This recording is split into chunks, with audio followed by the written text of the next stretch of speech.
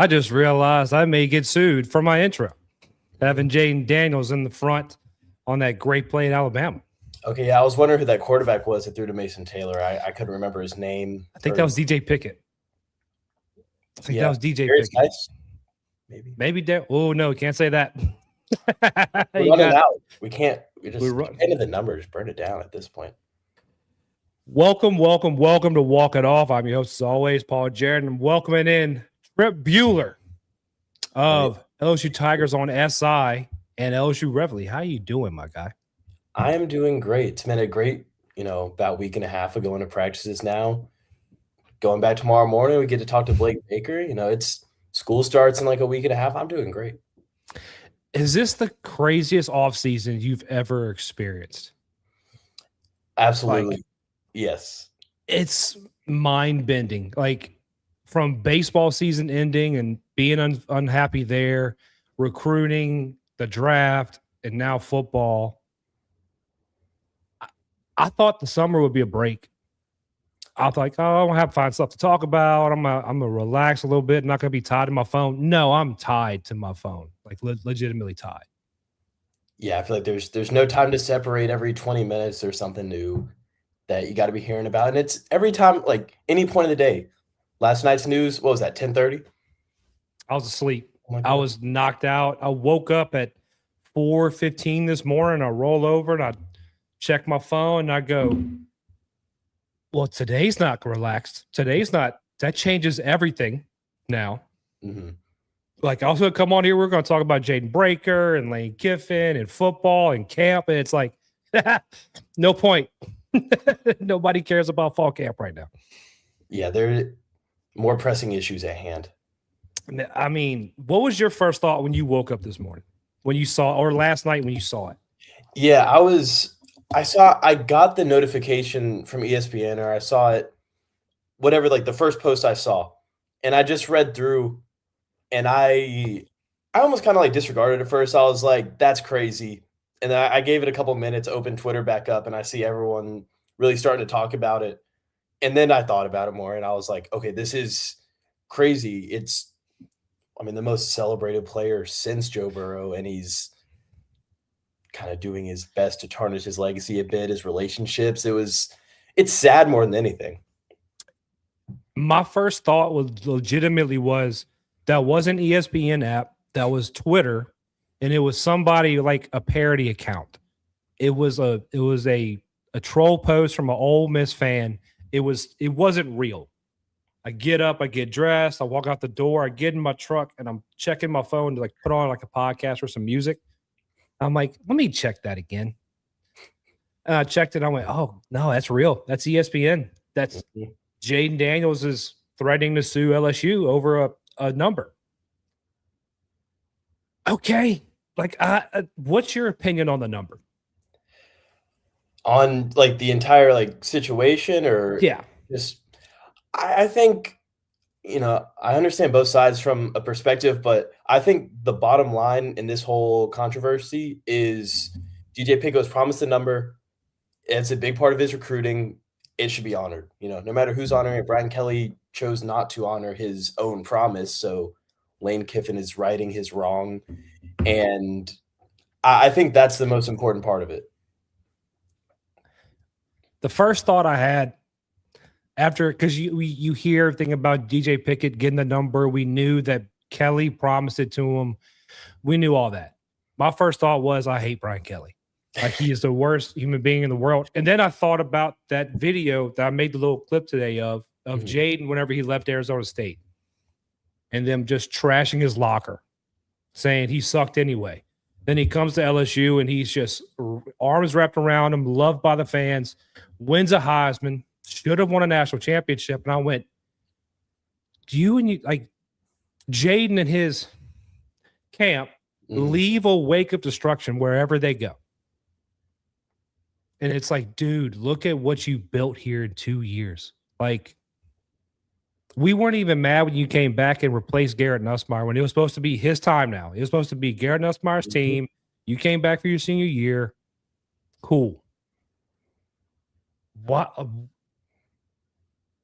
To me, the number thing is like, there's today, Blake Ruffino on Jock Talk Live, which you were on. If you haven't checked out Jock Talk with Tripp, y'all go check it out. Jock's doing a great thing. I'm happy he had Tripp on. Oh yeah, it was very fun. But Blake kept saying today on Jock Talk that LSU hasn't set a precedent for this. And I know it's a weird microcosm of we wait 5 years, you have to have done great things, but people don't wear the number. Like, and everybody's comparing it to Joe. I'm sorry. Joe is arguably the best college quarterback to ever exist. Won a Heisman. Like, there was no debate on Heisman, and he won a national championship. Yeah, Jayden, I love you, but no. Yeah, it's just I agree. And the Joe Burrow thing, you can't compare it. It's apples to oranges.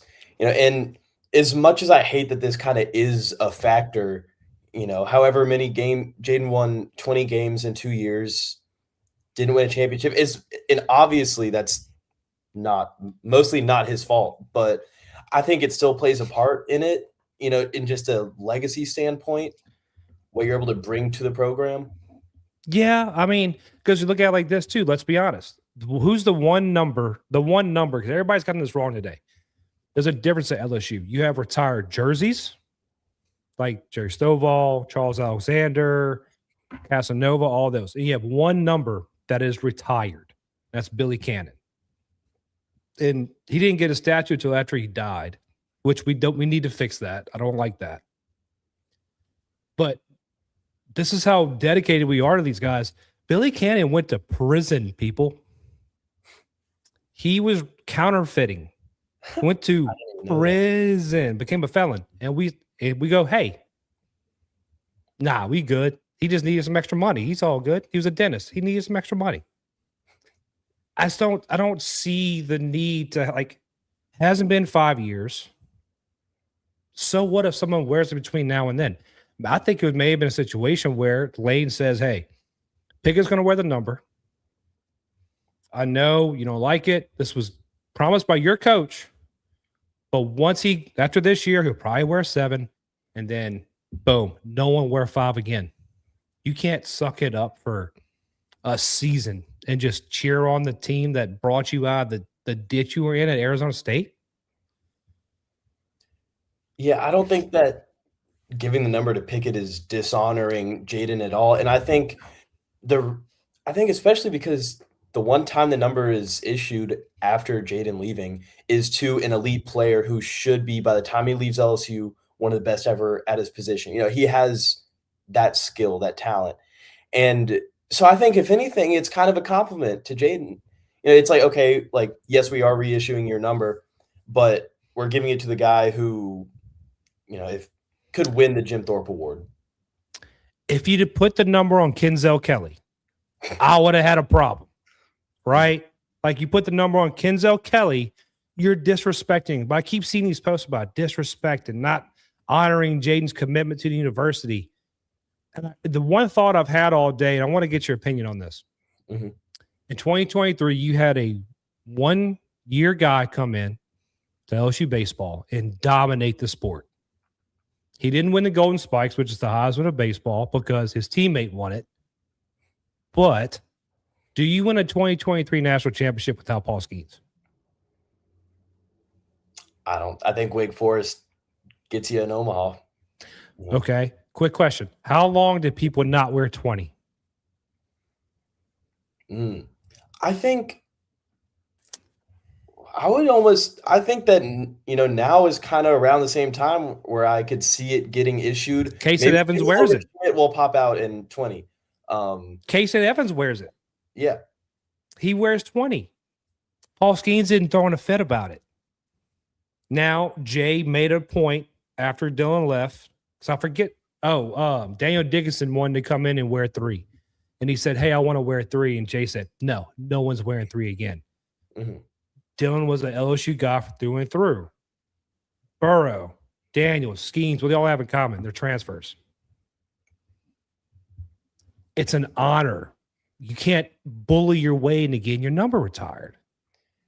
Yeah, and I think one issue that, I really was thinking about this with Colorado, how they retired, Shedeur and Travis Hunter already. I think we're just in general, a lot of we're going too quick to build a Clingy. statue or retire a number. I think there should be some time to, let it simmer a bit and, really appreciate them before you then bring everyone back up to speed, on how great they were.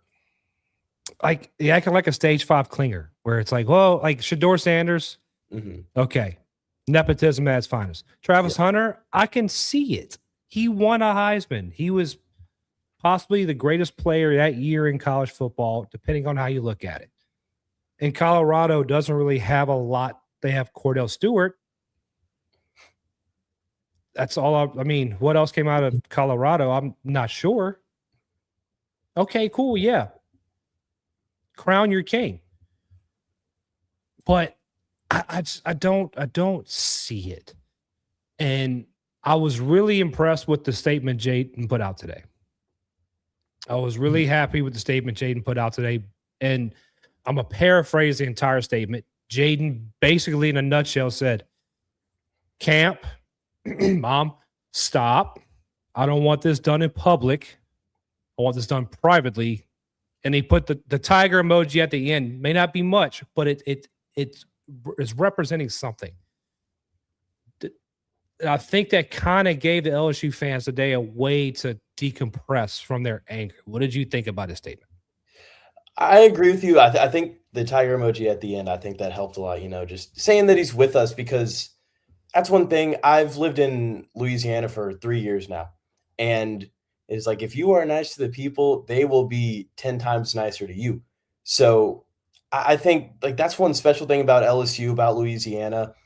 And, with Jayden Daniels, like, that statement, I think that is obviously trying to repair relationships a little bit, try to, put some water on the fire. But there are, I got you. Yeah, you're good. there are some other, and it's like you're talking about, the camp, whoever may be exactly pulling. Can we all rip the Band-Aid off? We aren't going to be the first one to talk about it. Blake Ruffino and Jacques did today. It's the mom. And I believe this mom is his attorney, which just makes it 10 times better. Mm-hmm. I'm not against having your mom as your manager, as your attorney. Like, if she has that experience, great. You save money on costs because I'm sure your mom's not going to charge you as much. Like, and it's great for your taxes because you're employing your mom. Mm-hmm. Because this doesn't seem like a Jayden Daniels move, any of this. Yeah, I feel like he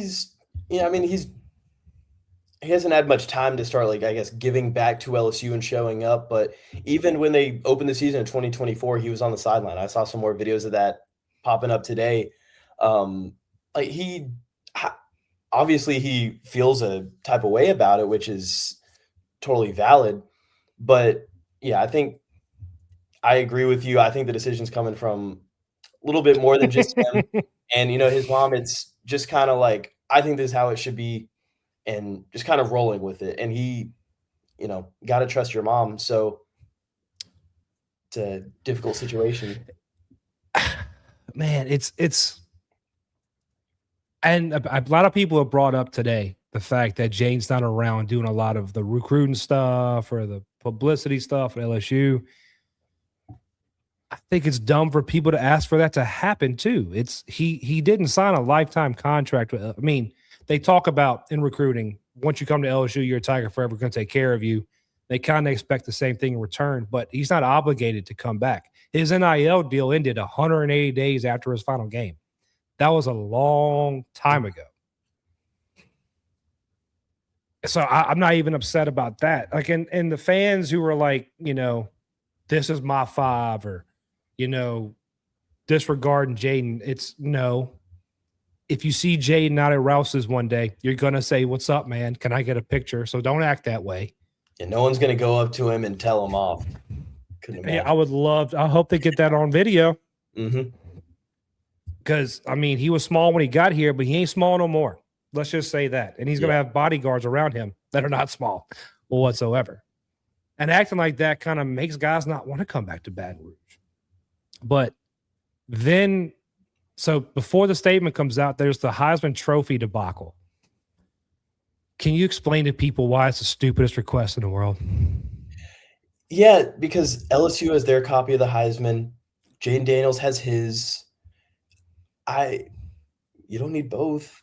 LSU has that for recruiting purposes. They are wholeheartedly entitled to it. It's silly, The Heisman Trophy Association, whatever it's called, they make a copy for the school and the player. Like, that's the way it's always been. They make 2 Heisman trophies for each. Also, because it also helps. The Heisman Trophy is something that's put on, I think, privately. Like, it's not something that's funded by government organizations. So they need to also boost their name, even though we know it as a Heisman, but in 10, 15, 20 years, a Heisman may not be the Heisman as we think of it today. It's possible. But they need to boost their name too. But this was my question, because I started thinking about NIL and the Heisman. What's Jayden going to wear in all those Nissan commercials?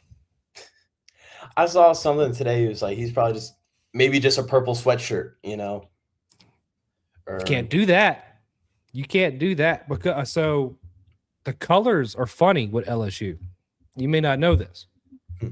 So there was Tingle & Co. sold some shirts a while back, or pub some shirts. The baseball's better in Baton Rouge shirt. It was purple. It just had gold lettering, no LSU insignia, no label, no logo, nothing. LSU C&D'd them because the colors were too close. So if you're going to, they got that brand guide. You got to, change the hex code a little bit. I guess that's kind of the only way around it. So what's Jayden going to do? Show up like Reggie Bush in the Heisman commercials? Be like, I can't do anything. It's your fault, dude. I thought it was getting better, but it got so much worse. We talked about this before we came on. Yeah. It got so much worse. I don't know if everybody's seen this. I caught it on my way home. Preston Guy put out a post talking to sources, getting information that Jayden didn't want the Heisman Trophy back. That's fine. But he wants to get paid for his name, image, and likeness. Does he want TV revenue money? Does he want money for boosters? Should we give up a recruit for Jayden? Like, what is he thinking here? Yeah, I don't understand it, because with the compensation aspect of it, is it you want X amount flat per year just for them to be able to put your face up on the Jumbotron when it's, Tigers in the NFL, or just to have your name on any plaque or even a statue down the line? Should we take down the commemorative plaque that was put up today outside of Tiger Stadium? Just put a little piece of tape over it, like they do at Ohio State with the M's. Just put the number 5, 2023, just right there on the thing. 5. It's starting to turn into the JJ McCarthy 9 thing. He's just going to be 5 from now on. It's sad, man, because okay, what else do you want from LSU though? Like, a lot of people are like, oh, we did this, we did that. You wouldn't have won a Heisman if you didn't come to LSU. You've seen guys win Heismans from schools that weren't very good. Like, if he played as well as he did in 23, even better in that conference, maybe, right? He wouldn't have got the push he got at LSU, though. No, but I'm not going to just straight up say you couldn't have done this without LSU. LSU didn't play. He did. He just happened to wear the jersey. But what more could you want from this university, that especially a fan base? Because in reality, you're asking the fan base to donate more money to Taft so they can pay you for your appearance or your images that, by the way, LSU owns outright. Like, you want, like at the baseball game, they want to fix NIL problems? Cool. Put pictures of them up from when they played at LSU and put their MLB logo next to it. Same thing can be done in NFL. Yep. And I've been hoping Joey B would come out and say something, but of course he's not. I feel like he's too passive, about this kind of stuff. Yeah. he got a call from Jayden and was like, dude, don't involve me in this. Keep my name out of it. Keep my name out your mouth. Keep my number out your mouth. That's what he told him. Mm-hmm.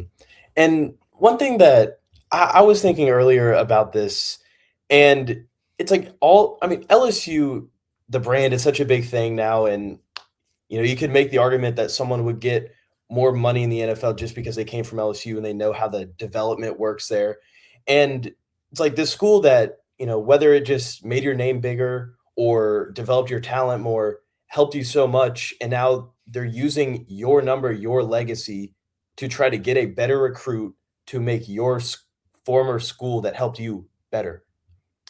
It's a win-win if especially if it's a talent like DJ Pickett.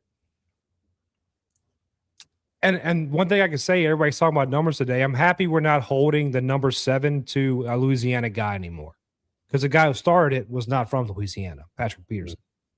But even Leonard Fournette came out and he was saying how it's a stupid. I mean, we all understand how Jayden feels, right? We all get it. What was your number in high school? What number did you wear? I was number 11. You were number 11. Okay. Yeah. And then one year I didn't get it. I was upset about it. I was unhappy. Were you a senior or were you graduated already when you didn't get it? Oh, I was I was, in the NFL already. No. Yeah. Yeah, you were probably an underclassman. Mm-hmm.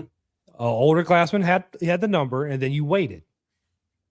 You didn't go back to your high school football or baseball coach or basketball coach and say, why are you giving my number out? You know how much practice I worked for you, how much work I put into this school. Why you give my number out? It's a number. And people are getting it wrong. We retire jerseys, which makes no sense, in my opinion, because they're wearing the same jersey. Mm-hmm. I think instead of saying that you're retiring your jersey, and obviously except for Billy Cannon, I think the word retire just shouldn't be in there because it isn't accurate. Just a ring of honor like how NFL teams have. And then that still gets your name on the facade. Would you retire Burrow? Yes, but I still think, maybe maybe in 2029, I almost wouldn't do it yet, have it coach's decision and then give it some time, get the statue built. Because I think one important thing about kind of waiting a little bit to honor your stars like that is a new generation of kids. I mean, I was 7 years old when I started watching LSU football, and Tyrann Mathieu was my favorite player.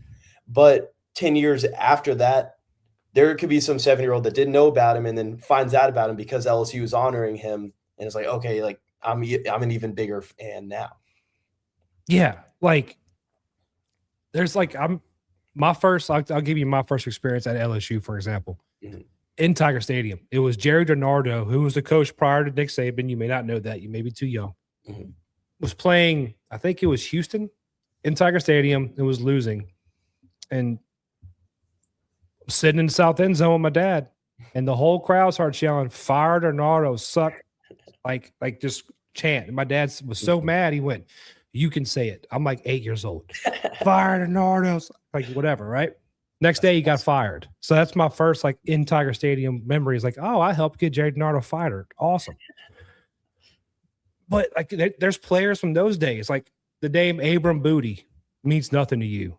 Josh Booty, you've heard about. Kevin Falll, Booger McFarland, those guys.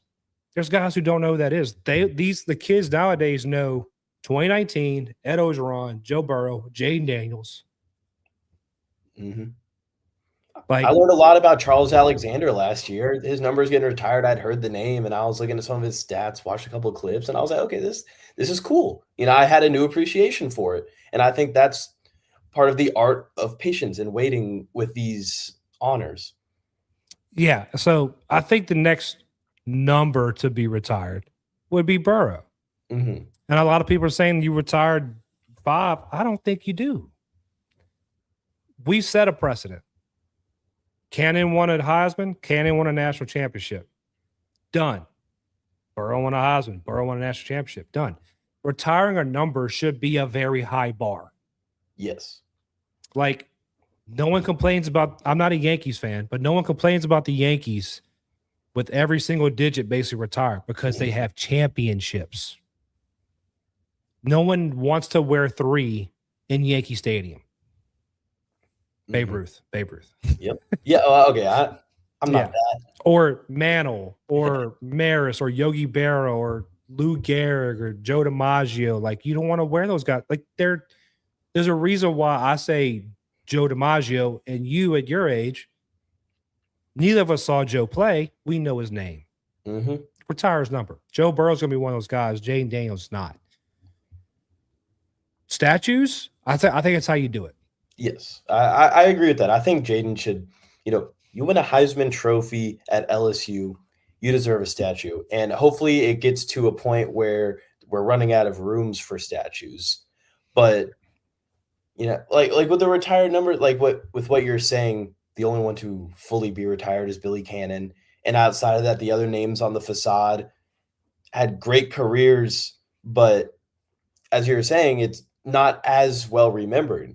I mean, I've been hearing about Billy Cannon since I was a little kid. I've got his autograph on a helmet up on a shelf over there. And that was like the coolest thing ever for 8-year-old me to get Billy Cannon's autograph, even though he played 40 years before I was born. Oh, wow. That makes me feel old. But no, like, I'm not that. I'm pretty old. But no, like, I still have Abram Booty's mouthpiece from the Independence Bowl in Shreveport against Notre Dame.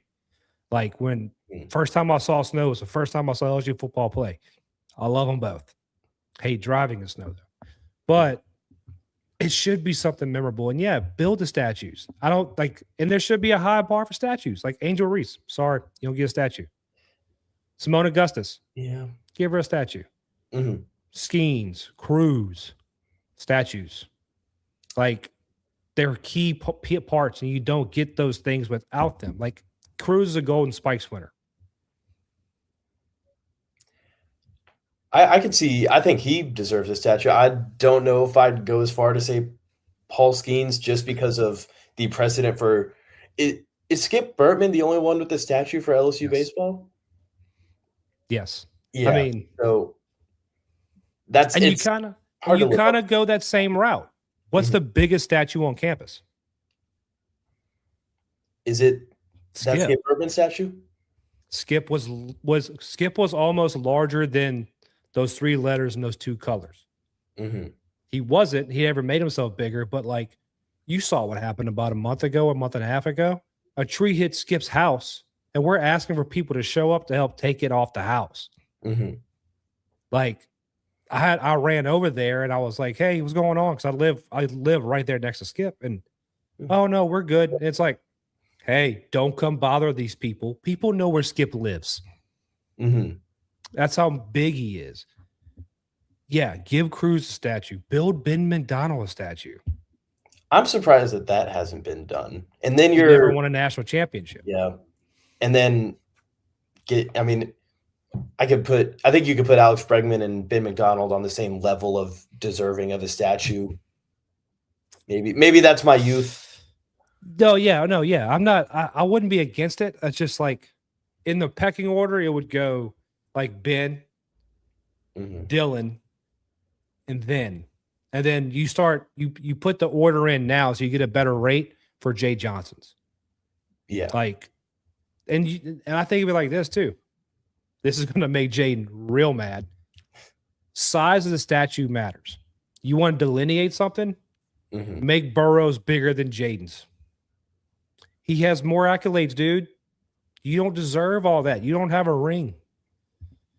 Or make Joe Burrow 8 feet tall, and then Skip looks like an ogre. Like, he looks like him, but he looks like an ogre hanging over the side of the dugout. It's like, I'm happy he wasn't this big. I'm happy he wasn't this big. Yeah, might be more feared and not for his baseball, coaching. Do you think Jayden Daniels can be redeemed in the LSU fan base after today by the ones who decided that no, he's not a Tiger anymore?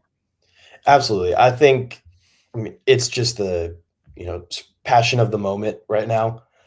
I think give it a few years, and I'm willing to bet that even within a few weeks, this is going to come down, and I mean LSU probably isn't really going to do anything about the cease and desist, and then I can't imagine, but I think it's pretty unlikely that there's going to be some real meaningful legal action.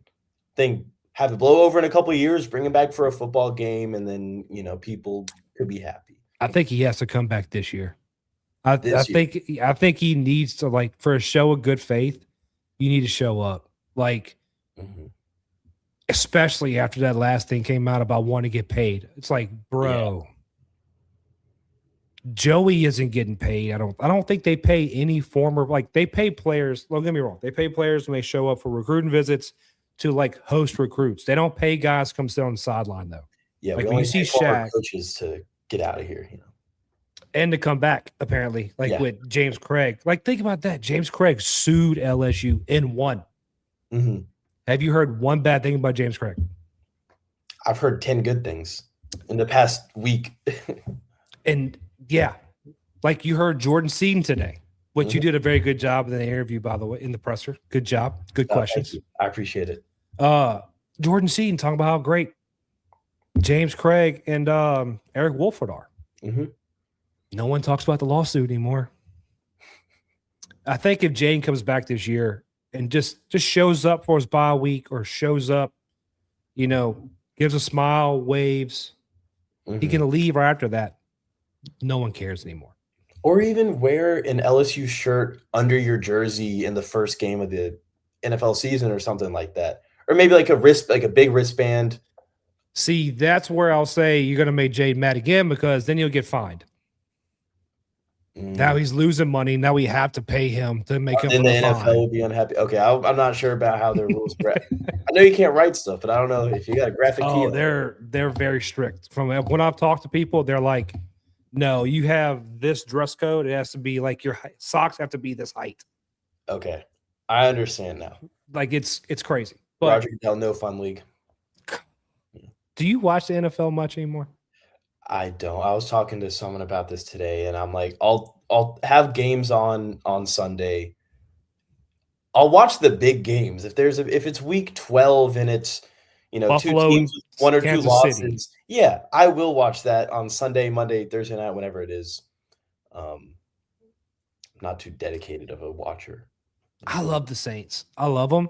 Mhm. But boy, back in my days when I was your age, if I drank way too much Kool-Aid the night before and I slept through the first half, didn't care. Yeah. Because I was watching Tigers. Like, I think that's a primarily South thing, which I agree, because college football is just bigger here.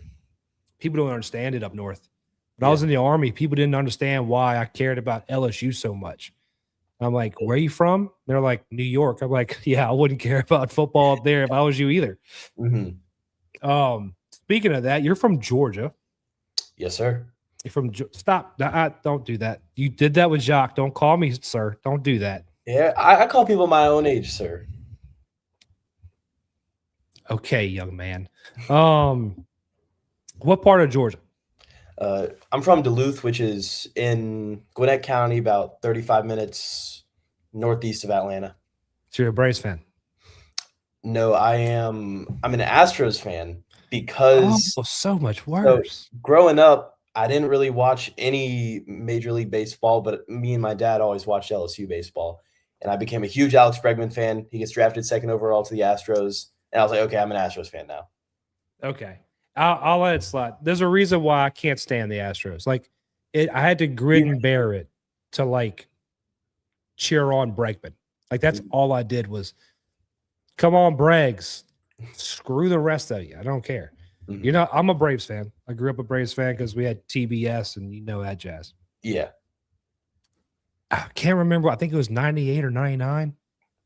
Astros, Braves. I think it was wild card or something like that. 18, 19 inning game, and Berkman hit one and walked off the Braves. From that point on, I went, never. Can't stand them. Don't even like the city of Houston because of them. Don't even like them. So your parents, where are your parents from? Because you grew up an LSU fan.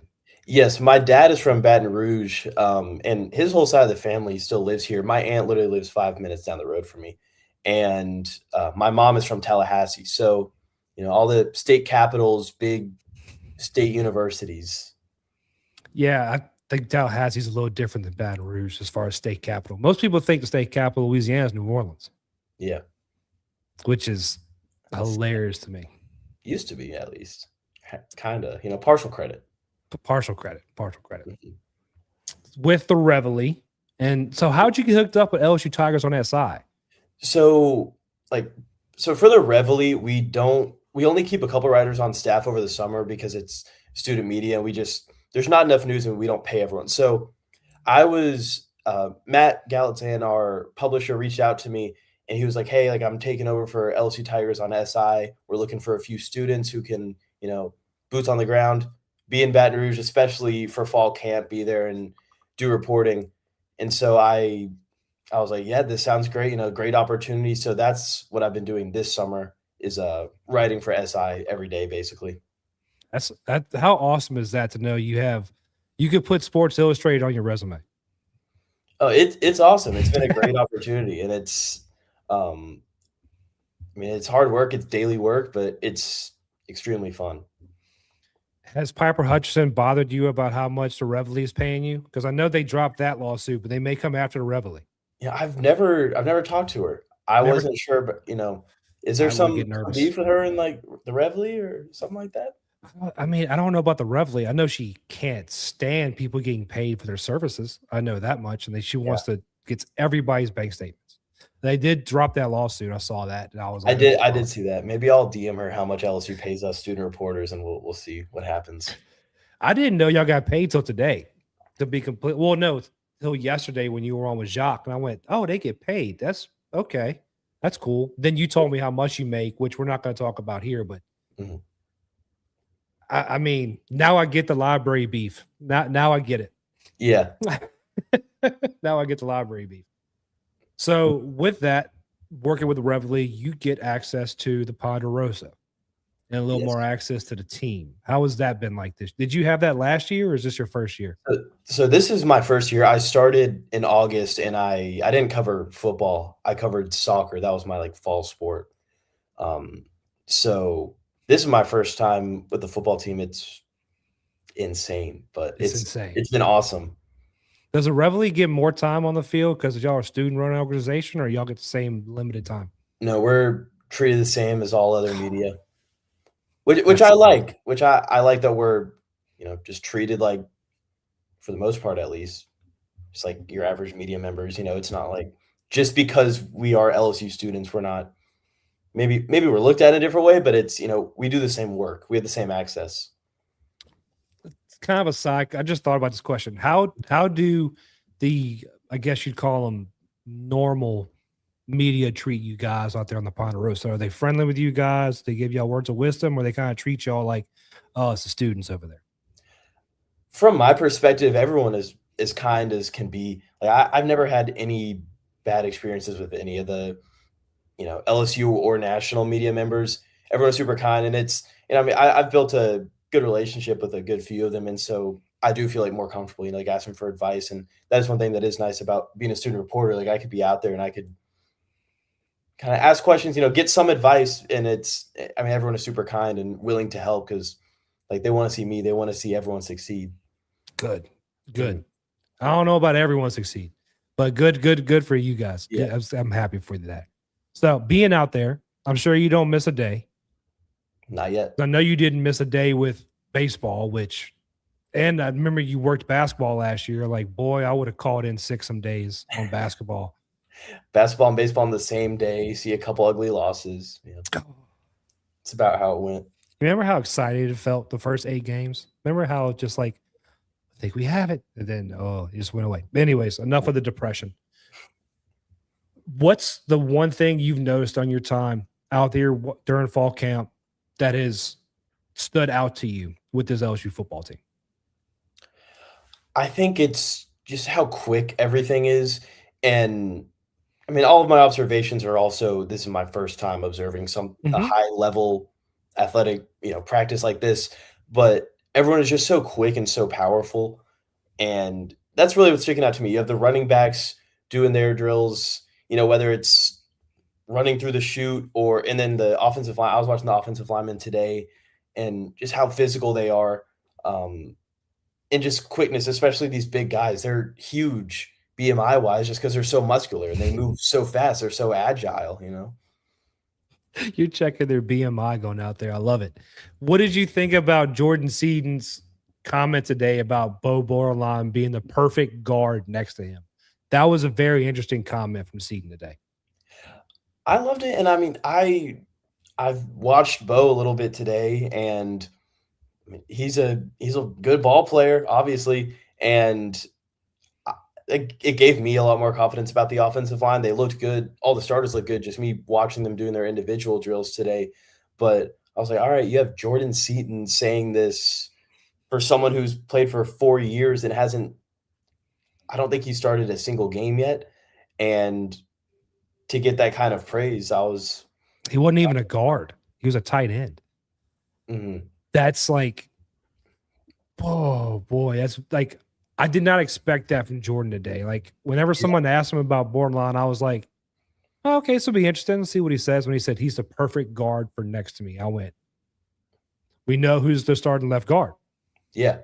I'm willing to say with 95% certainty that the starting offensive line is set.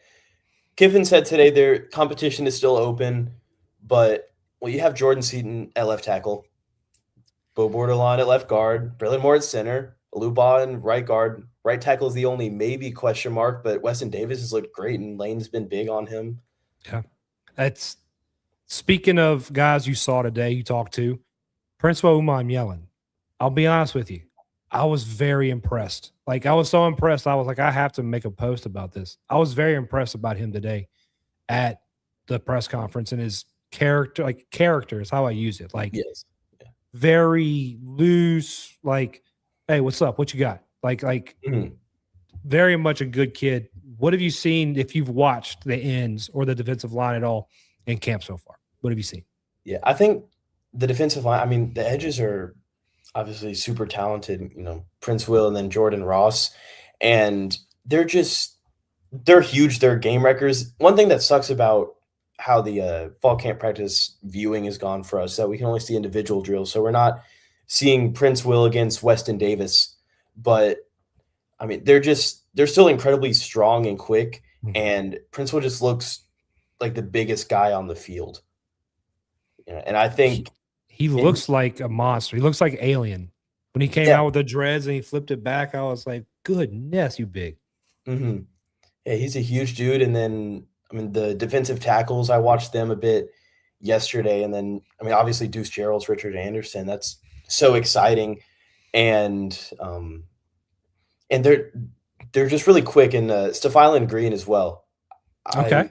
I liked what I saw from him yesterday. I watched one drill, but it was Gerald, Anderson, and Green. Their reps, they just looked a lot quicker than everyone else. Good. All right.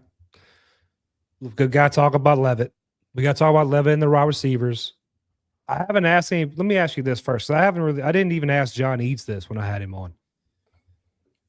The running back room. If you've seen anything with the running backs, is the smoke around Dylan Jones real? Or is this Yes.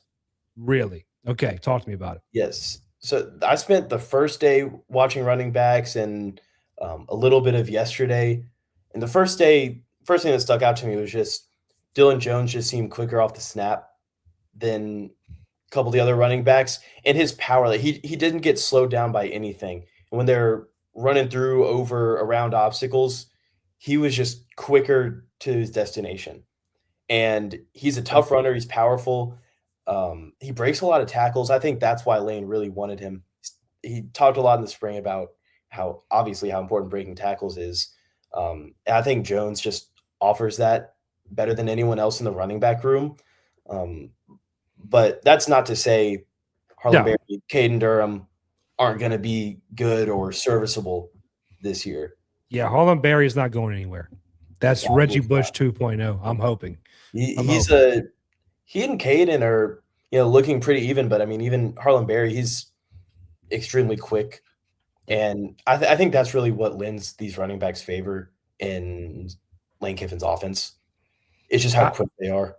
I can't wait to see this offense. Like I've told everybody this. If I see one wide receiver screen, I'm throwing my phone through the TV. I'm going to lose my mind. Mhm. Real quick, Sam Levitt hit the receivers. We've seen, what was it, Jace Brown in the no contact jersey, which I'm Yeah. loving. Yeah, I noticed that today, and hoping that's just a positive thing. Keep your hands off him as opposed to maybe tweak some. Layton's very hush hush about injuries for good reason. Yeah. And yeah, Sam Levitt. I mean, he looks confident. He's just rocking it. Like, that's one thing I'm seeing from him. He's got the Confident. swagger. Okay. So that's what I was wondering. Like, how is his demeanor out there on the field? Is he a leader? But if you're telling me he's going out there with a swagger, Mhm. we need, like, they used to call LSU football locker room in the NFL the jungle. Now, Ed let the jungle get a little too loose, Mhm. as we all know. Yeah. But we need some of that jungle back. And if that's happening, it's making me excited. And Sam, one thing I posted a video about this a few days ago. One thing that really impressed me with him is he'll get finished with a drill, and then Hussam Longstreet and Landon Clark are in after him, and he's almost over their shoulder, watching, taking mental notes, seeing what they're doing, and I mean, from what I could only guess, is just seeing what he can improve on, seeing just how they're doing, what he can take from their game, and how to improve his reps. That's one thing Lane has talked about a million times too, is how much of a student of the game he is. And I'm forgetting who, but one of the players that we talked to today mentioned it. Might have been Jordan Seaton. I think it was Seaton, yeah. Yeah, just I mean, how quick he processes everything, and I think he's the perfect pocket passer for a Lane Kiffin offense, as much as a pocket passer will probably get in a Lane Kiffin offense. Oh, yeah. And side note about quarterbacks, I mark my words. People don't believe me. I think Landon Clark's going to have a special wrinkle in this offense because you have a guy with that much talent and speed. I think it's going to be serious. Last question. Well, no, go ahead. Go ahead. My bad. I think Longstreet has looked really good as well. I'm not saying like starting at quarterback or like coming in to replace Levitt. I'm thinking like a Taysom Hill type. Like just put him anywhere, see him succeed. Two quarterbacks in the same play, have something weird happen. Doesn't that sound like Lane Kiffin? Oh, totally. One last question. I know you got to get out of here soon. Again, I want to thank you for coming on and hanging out with me this evening. Yeah, I've still got some time. I'm whatever you got for me. I know you got to go to hang out with all the Tiger TV girls and all that jazz. Nah. What's your gauge on Kiffin and how he's running? You ain't got to get serious. Relax. You're good. No. What's your gauge on Kiffin and his leadership style with this team? You hear a lot of comparisons to Saban, saying that hearing people say if he was wearing a straw hat and throwing it on the ground, he was 9 inches shorter, you'd have seen Saban. Yeah. I think that's a little hyperbole, but what's your gauge on him being out there and seeing it? I mean, I think, to that Saban point, like he's business. Lane Kiffin is business. Basically, every time that we've been out there for the individual drills, he's watching the quarterbacks. I think that's the only place I've seen him is with the quarterbacks. But he's always standing there. He's got his arms crossed, or he's writing on his little notepad. He's a student of the game as well, and that's one thing that's cool to see about that. That's one thing I mentioned this to Jock yesterday. Like, one of my favorite things about being at all these fall camps is just how the coaches are doing, and how they're learning and how they're coaching. It's fun for me to see something so high level at that point. But Kiffin, he's not on top of them. He's not screaming at them. He seems pretty stoic, laid back, letting them do their work, and then helping with adjustments where he can. Awesome. Well, Tripp, I gotta thank you again, my man. Your X account is in the description. Y'all make sure, if you haven't already, whether you're watching this live now or you're going to come back and rewatch the replay, go follow Tripp if you don't already. Go follow LSU Reveille. They do a great job over there to get a lot more information you think they would get. And starting back over there on Tuesday the 18th. That's when we also can sign the paperwork, become rehired basically for the semester. So They better get that account right because you about to put out some articles. It's going to be a busy football season. It will be. Oh, one other thing I saw today that I thought was interesting with the running backs. Yeah. I wanted to say this before we headed off. As we were walking out there working with the linebackers, and they're trying to block the linebackers, Whit Weeks just sped past Dylan Jones, which I was like, I think that spoke more to Whit Weeks than anything. And then Harlan Berry had a little bit of trouble, kind of got bulldozed a bit by TJ Daugherty. And then Tylen Singleton comes in, and Stacey Gage goes up to block him and just knocks him with his shoulder. Really? Yeah. Stacey Gage, like, he didn't lay him out, but he laid a big hit, and he got a stinger in his shoulder. He was hurting for a little bit, but I was like, you know what? And he's clearly been the top of the not Dylan Jones, Harlan Berry, Caden Durham group. Mm-hmm. I could see him get some work in this year, especially in blocking. I think he's going to be really beneficial to that part of the game. What you brought up Whit Weeks and Daugherty. I think that, I mean, I hate not saying Devon Keys because he was number 2 in the SEC in tackles last year, only beat out by now teammate TJ Daugherty. What has Whit been like out there? Because it looks like Whit slimmed up a little bit, oddly enough. Like he's just not a whole lot, just a tiny bit. So he'll be a little more agile, a little bit faster, which is going to be insane. Yeah. What is the relationship between Daugherty and Weeks, and how have you seen his command of the defense being that leader?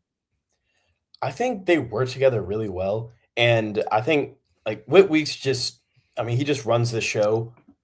It's very clear. He's this, or at least seems like the smartest person out there. I mean, he's calling out everything. It's like him and Ty Benefield. Like they call out plays, and they just disrupt the offense's whole rhythm. Uman Mielen as well. But I think they work really well together, and I think Weeks is just such a great leader, and that front seven has such a good chance of being elite. And I worry, especially in the first few games, like some freshmen playing, I wouldn't be surprised if linebackers were having to cater a bit more to the run game. But especially as the season gets underway, they get comfortable. I think Whit Weeks can get anywhere on the field like a DB. Having Prince Will, Daugherty, Weeks in the middle, and then Todd Benefield over top, which Todd Benefield, we haven't even talked about him. Yeah. He's going to feed families. And thankfully, we have a Heisman winner on the outside with we're number 5. I've heard of him. You've heard of him? Yeah. And today. I'm starting to think PJ Woodland's going to be better than him with everything I'm hearing. And I think Deshaun Spears is one of the best defensive backs on this team as well. Because what stat did I hear recently? That Woodland was number 2 in PBUs last year in the SEC? Because they stayed away from Delane. And we haven't even talked about Delane's little brother. Yeah. I haven't heard anybody talk about Fahim. Who's been getting a lot of first-team reps with Ty Benefield. Ooh, opposite of Ty. That's the first time I've heard that. So before we get let in for the second or third practice period, you can see through the gate a little bit, and you see number 2 and you see number 13 on defense. I don't think that Fahim Delane is going to be your starter when LSU plays Clemson, but I think that all the safety shifting with him and Jace Thomas, I don't think it's like a nothing burger, but I do think that Tamarcus Cooley is going to get a majority of the snaps. You never know. It's the first time I've heard that. Yeah, I mean, Fahim Delane, this is not the first day. I think this is at least the second day that I've seen it. Him on the first team reps at the beginning of practice. That's why I'm telling you, people, go follow Tripp. Because the one thing I was going to say about this first time being here and the first time noticing all this, you have fresh eyes. So all the other guys go out there and they're looking at stuff. They're like, well, I got to go look at this. They're very keyed in. You're taking all of it in. They may not have noticed Fahim doing that. That's why you got to follow Tripp. Yeah, it's at Tripp Buhler on X. I don't put out Instagram a lot because people are weird about Instagram, I think. But what's your Instagram handle if you want to put it out? Yeah, it's just at Tripp_Buhler. At Tripp_Buhler. It's Tripp with 2 P's. You know how nerve-wracking that is, me making titles and being like, Make sure it's 2 P's. It's not just one. Saying it needs to be autocorrected, got the red line under it. Just like, no, stupid. I'm doing this on purpose. It's his name.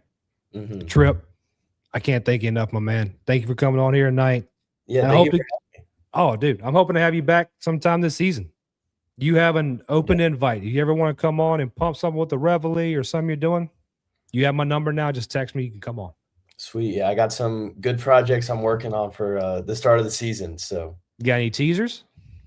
Working on a lot of spreadsheets right now with some running back data. That's kind of it's kind of where I'm going with that. You know, seeing if I could kind of figure out how the carries are going to be distributed prior to the season starting. We'll see if that actually works out. But I think I see where you're going with that. Okay. All right. Yeah. All right. We'll make sure we find that out. Yeah. All right. Remember, I'm gonna do this real quick, and I'm gonna let you go. Get to your pool night, hang out. Big match tonight. Big match. Big match tonight. I need to know how it turns out. I need to know how it turns out. You're running off to go play pool. Only win. Got a plaque right here. Got a plaque right here. So and someone else got a plaque. But if we talk about it, we may get sued. So, All right, buddy. Thanks for coming on, man. I'll talk to you later. Yeah, man. Thank you. Later, bud. Later. All right. That was Tripp Buhler. Came and visited with us tonight and gave us some good information. I had not heard about Fahim Delane on the other side of Todd Benefield. But before we let you go tonight, like always, we're not going to miss this. We're going to talk about the Bible, talk about Christ. And the Bible verse we're going to come from today is out of the book of Psalms. It's chapter 118, verse 24. This is the day that the Lord has made. We will rejoice and be glad in it. It's pretty simple. Every day is the day that Rip Lifford. Every day is the day the Lord has made. And it's always a beautiful day, no matter if you're getting sued by a former Heisman winner or you're winning a national championship in another sport. It's a beautiful day no matter what. I want to thank all of you for coming out tonight and hanging out with me and Tripp. Hope you got something out of it. He's a really good kid. And he does a really, really, really good job with his work over there at the Reveille. We'll be back next week. And if not, if something doesn't pop off tomorrow, we may be back then. We're going to have a call-in show Tuesday for sure. Until then, I hope you all have a great weekend.